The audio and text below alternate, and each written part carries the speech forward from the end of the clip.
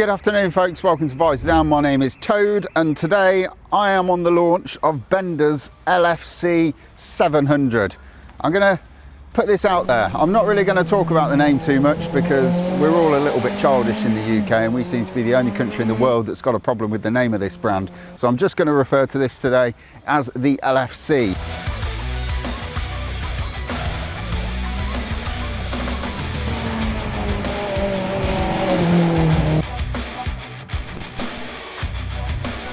But it is one of the first models that they've brought over from China. They've got a massive catalogue of bikes globally, but in the UK they're just bringing a select few over just to sort of test the water and start with. They're being distributed by MotoGB, up in Adlington. So we've come up here today, we've had a little bit of a cruise around, done 100 miles or so, swapped between a couple of different bikes and ridden a variety of road, including some mountain B roads, twisties and some sweepers and a little bit of dual carriageway.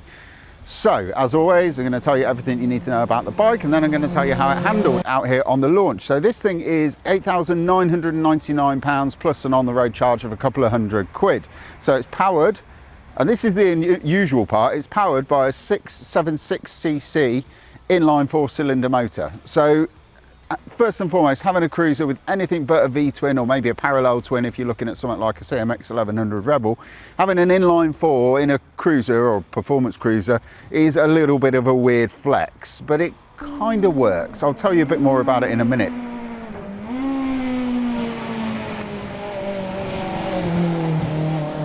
So we've got 84.4 bhp, which is the peak power, and we've got 60 Newton meters of torque. You've got a 6-speed slip assist equipped box, and you've got a chain drive to the rear wheel with what is probably the world's longest motorcycle chain. It is absolutely vast, transmitting the power to the rear wheel. And while we're talking about the rear wheel, it is the biggest talking point of this bike. We've covered it since the first patent images occurred on the internet and they were leaked out, and all eyes were just transfixed on that rear wheel because it is absolutely ginormous. 310 section is the actual size of it, and you only have to look at the rear wheel of this thing to know that corners are not its best friend. But again, I'll come on to that in the riding review in a little bit. So we've got decent spec suspension. So they've gone for KYB suspension on this one, front and rear. So you've got a monoshock tucked up underneath the seat there, and you've got adjustable KYB USD forks at the front. And they've also gone to Brembo for the braking system. So we've got Brembo stoppers front and rear. They're 6-pot monoblock sort of style stoppers. They're not the top spec Stylemma stuff, but they're pretty good, which is also handy because this thing weighs 287 kilograms. I reckon about 40 kilograms of that is all in that back wheel. It's not, it's actually quite light. I picked up one of the tyres earlier. But yeah, it's a bit of a big beast. You've got a 1720 millimeter wheelbase, which is just massive. And you feel that from the moment you get on it. And while I've started talking about that, I may as well just go into the riding review and tell you how the bike actually handled. Like I said, it's a weird flex putting an inline 4-cylinder engine into a cruiser. You know, we've got single cylinder cruisers in the small capacity stuff. You've got middleweights with parallel twins. You've got bigger 1100s with parallel twins. Most of them though are V-twins. That's kind of the traditional power unit for a power cruiser, or a V4 like the Diavel. So going for an inline 4 is a very strange flex. It kind of works. Okay, so this engine, it's not a Honda engine, it's not got bits from a Honda engine. It's kind of designed with an internal architecture, and the design of it and everything else is all very similar to Honda's CB650R engine. So just like the CB650R engine, this thing absolutely revs to the moon. It kind of just keeps on going and going and going, and you sort of never really bump into the rev limiter unless you are absolutely ringing the thing to the red line. And it sounds fantastic. The delivery's good, the throttle connection's not the best. Mine had a massive amount of free play. Yep, this one has as well in the throttle, which did make picking up the throttle out some slower corners feel a little bit clumsy sometimes.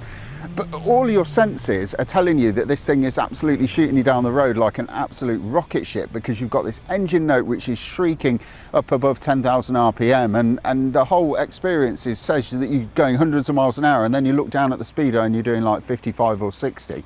So in one respect, you get all the excitement and all the sort of energy of going really fast on a motorcycle through all your other senses without actually getting to those license losing speeds, which is quite cool. The gearbox I found really quite good. So it's a nice direct gearbox. Some of the Chinese bikes I've ridden have had a bit of a slushy gear change to them. The clutch lever's pretty light. So all in all, that end of the engine is good. And like I said, The rest of it is good. The performance is good. The fueling at the top of the rev range is good. The fueling at the bottom feels a little bit rough, but overall it's good. I just really want to see what this power plant could do in something like a naked or a sports bike, or you know, a long-legged sports tourer or something like that. I do hope they don't just keep it in this configuration and leave it in this model. There is one point of note with the engine. I found that it's quite buzzy. It fizzes a lot, and it comes through the bars and it comes through the pegs.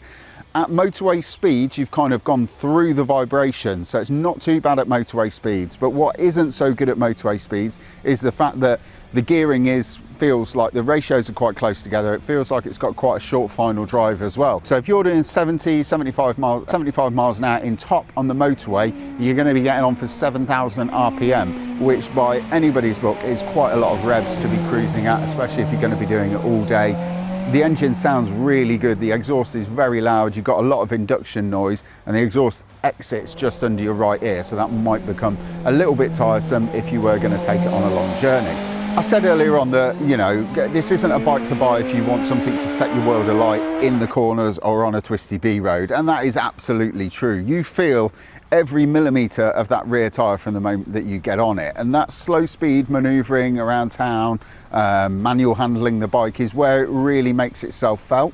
Once you get up to speed, it's not so bad, but it does have that kind of slow to steer, very physical, you have to sort of bully it into a corner handling aesthetic that a lot of these other big tired cruisers have. Things like the Harley Davidson Breakout has a very similar sort of handling style to it. You have to sort of bully it into a corner, push it down into the corner and get the thing to stick. One thing I was impressed with this one is actually how plush the suspension feels. The KYB kit that they've put on it and the way that they've tuned it is really actually very good. A lot of cruisers of this sort of shape, size and configuration, they can really crash over bumps and lumps, and it's an experience that's heightened because you've got nothing to take your weight, you've got nothing to take your arms, so everything is just going directly down your spine, which is almost vertical. So it's all loading up the base of your spine. It can cause it to ache. What Benda have done with this one is they've given it quite a nice sort of compliant suspension setup without it wallowing through its stroke when you push on. So when you're cornering and when you're braking into corners and accelerating out of corners, it stays nicely composed.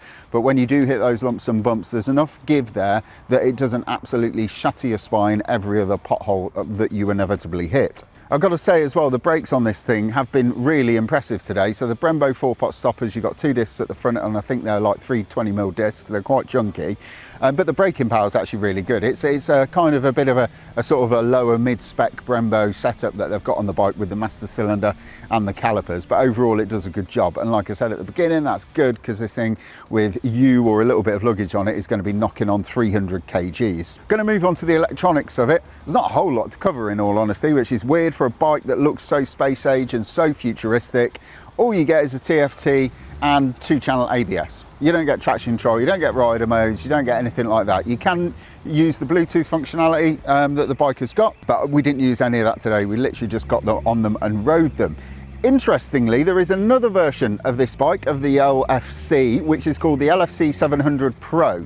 Now that isn't guaranteed to come to the UK, but if it does, you get a load more bells and whistles like switchable traction control, rider modes, and you get air suspension. And given how plush this was on this standard suspension, if it did come to the UK, that might be an absolute game changer on our absolutely ruined roads.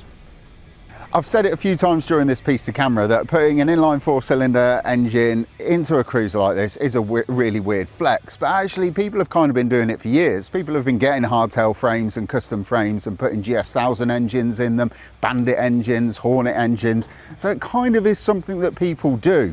I don't really think that Benda are doing this. I don't think they've actually brought this bike to the UK really because they think it's going to be a big seller. If you wanted to bring in a first initial model to a new market, you bring in something like a cheap and cheerful commuter, a scooter, an adventure bike or a naked, something like that. What I think this bike is more about is just to get tongues wagging. I think it is a bike that is just designed to get is to introduce people to the brand. It's to get people talking about the brand, which they clearly have been, because this has been generating a lot of social commentary from when the first patent images arrived up until we first saw it in the flesh a little while ago. So it's definitely done that.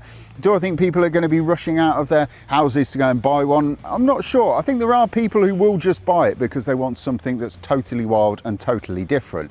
But the people that I wouldn't be advising to go and hop on one of these things are those performance orientated riders. You know, the cruiser sector is not the place where you need to be playing. And it's exactly the same with Bender's LFC700.